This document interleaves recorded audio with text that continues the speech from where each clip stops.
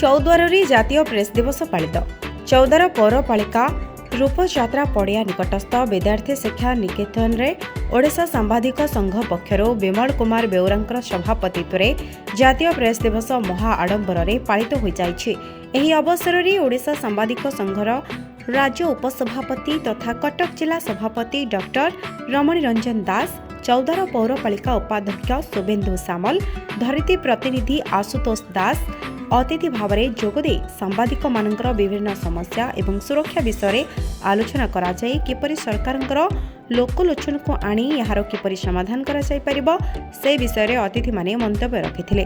ମଳୟ କୁମାର ଷଡ଼ଙ୍ଗୀ, ବବିତା ବେଉରା, ରଞ୍ଜନ କୁମାର ସ୍ୱାଇଁ, କାହ୍ନୁ ବେହେରା, ଅଜିତ କୁମାର ସ୍ୱାଇଁ, ପ୍ରକାଶ କୁମାର ନାୟକ, ପୀୟୁଷ ନାୟକ, ମଧୁସ୍ମିତା ତ୍ରିପାଠୀ, ଦୀପକ କୁମାର ନାୟକ, ମନୋଜ କୁମାର ବାରିକ ପ୍ରମୁଖ ସାମ୍ବାଦିକ ସମାଜସେବୀ ଭାସ୍କର ପ୍ରଧାନ ଏବଂ ମିନତୀ ଚୌଧୁରୀ ଉପସ୍ଥିତ ରହିଥିଲେ। ଶେଷରେ ସଂଘର ବରିଷ୍ଠ ସାମ୍ବାଦିକ ପବିତ୍ର କୁମାର ମହାନ୍ତି ଧନ୍ୟବାଦ ଅର୍ପଣ କରିଥିଲେ।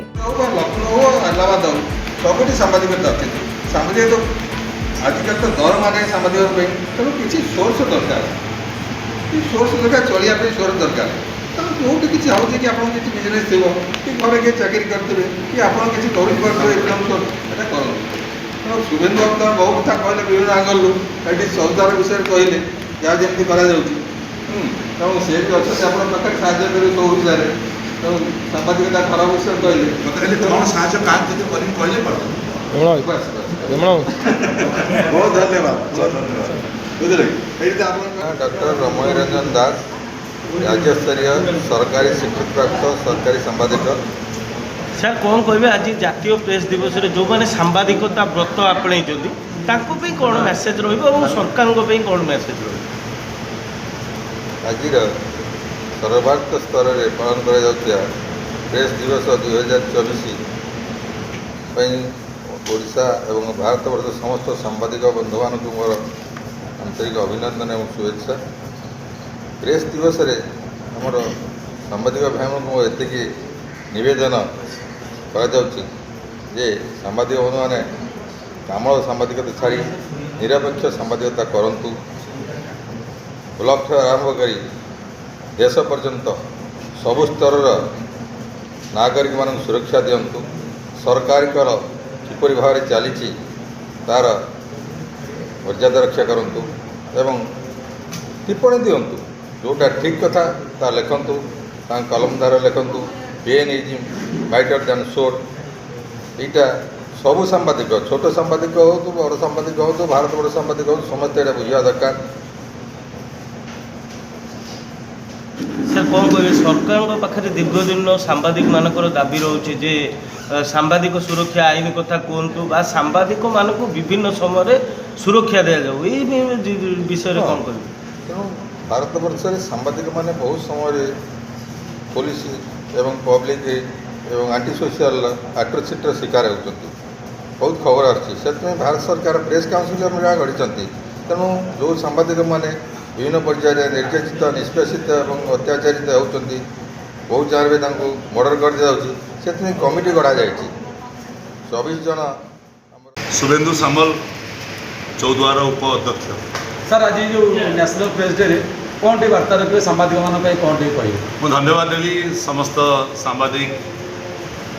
परिवार जो मैंने आपण मैंने सदस्य मैंने आज आपणकर जातीय प्रेस दिवस को पालुंट यही अवसर में ओडिशा सांबादिक संघ टांगी चौद्वार शाखा आज पालन करुच्ची विद्यार्थी शिक्षा निकेतन में मु कृतज्ञता ज्ञापन करी आपणकर ये महान उद्देश्य प्रेस काउंसिल ऑफ इंडिया 1966 मसीहार यही नवेम्बर 16 आरंभ होता ये प्रेस दिवस उद्देश्य को आज आपण मैंने प्रतिपादित कर समाज को गोटे संस्कारक वे रे आमे समस्ते जदि आज नुआ समाज को नुआ युवपीढ़ी को जदि किसी आह्वान दे पारिबा ताले आपण मानकर कलम मुनरे आपण मानकर टीवी चैनल जरिया रे से छोट टीवी हो बा बड़ टीवी हो छोट कागज हो बा बड़ कागज हो आमे समस्ते निजको एक भल समाज तैयारी करिबा पई आज आपण मानकर समस्तଙ୍କର भूमिका अनेक मु धन्यवाद देवी सांबादिक संघर समस्त सदस्य ସଦସ୍ୟମାନଙ୍କୁ ଆମ ଚୌଦ୍ୱାରରେ ଆପଣ ଆଜି ସୁନ୍ଦର କାର୍ଯ୍ୟକ୍ରମ କରିଛନ୍ତି ଜାତୀୟ ପ୍ରେସ୍ ଦିବସ ଅବସରରେ। ତେଣୁ ମୁଁ ନିଶ୍ଚିତ ଭାବରେ